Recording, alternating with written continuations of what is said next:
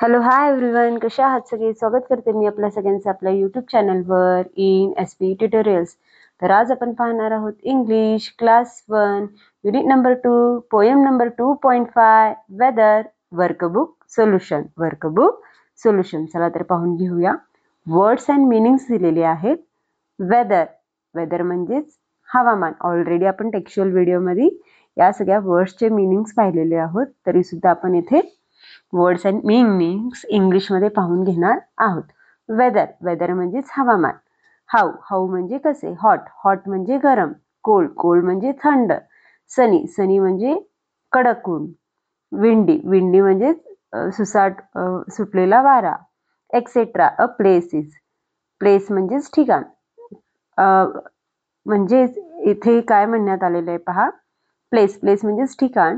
काही ठिकाणी हॉट असणार आहे. हॉट म्हणजेच गरमी असणार आहे, तर कधी थंडी असणार आहे, तर कडक ऊन असणार आहे, तर कधी सुसाट वारा सुटलेला असणार आहे. या सगळ्याच थिंग्सला वेदर असे म्हणतात.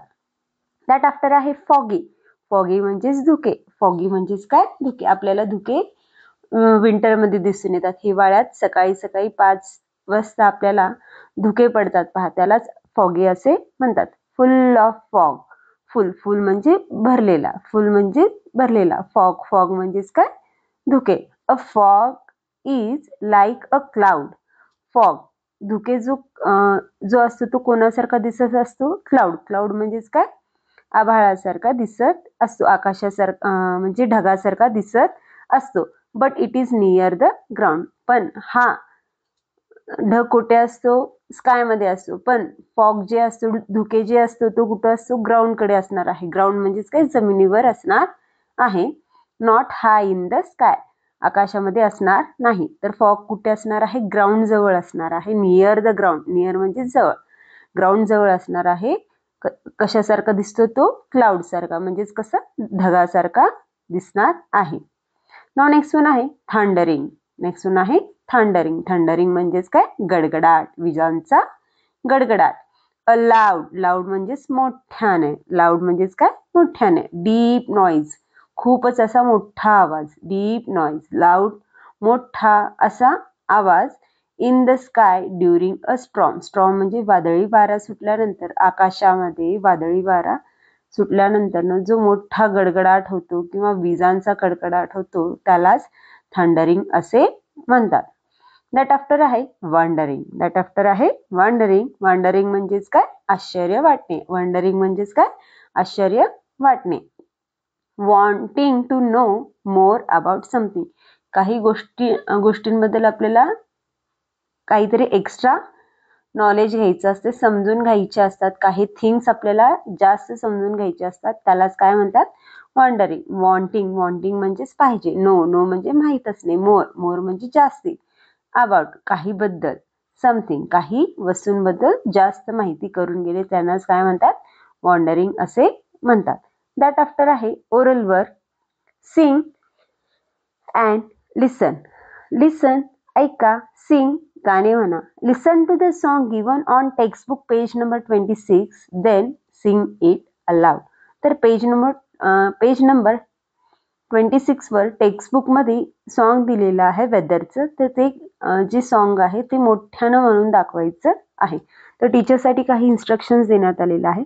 तर teacher first sing the entire song aloud, then line by line. तर टीचरने इथे काय करायचं आहे, इंटायर सॉन्ग, पूर्ण जो सॉन्ग आहे, मोठ्यानं लाईन बाय लाईन मुलांना म्हणून दाखवायचं आहे, स्टुडंट्सला म्हणून दाखवायचं आहे.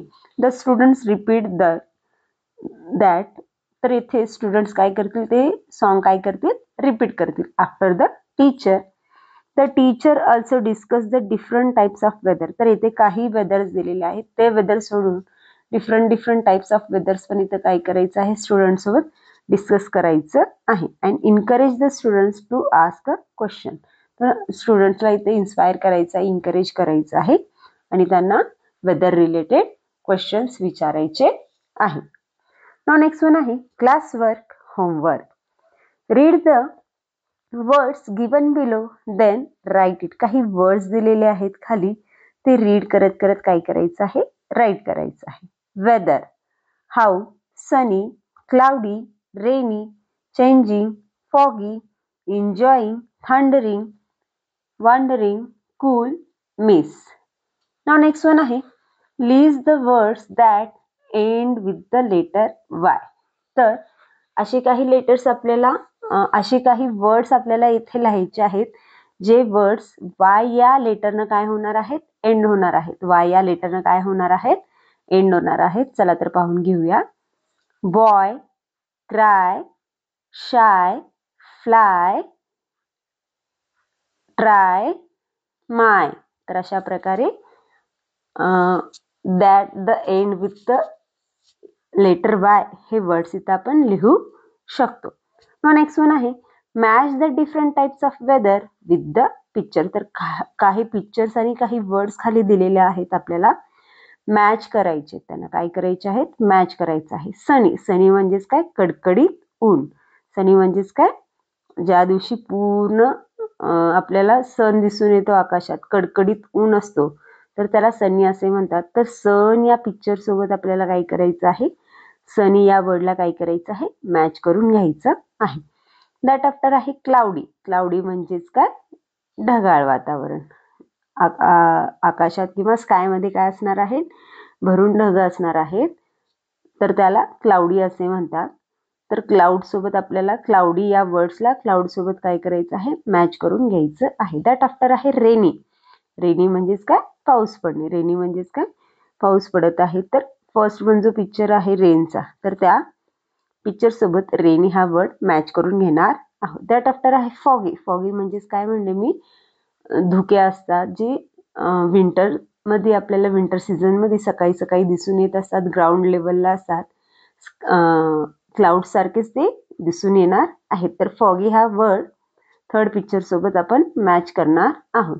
तर अशा प्रकारे आज आपण poem number 2.5 weather workbook solution पाहिलो. तर व्हिडिओ आवडल्यास लाईक करा, शेअर करा, सबस्क्राईब करा. पुन्हा भेटूया असेच अनेक व्हिडिओ घेऊन. Bye bye.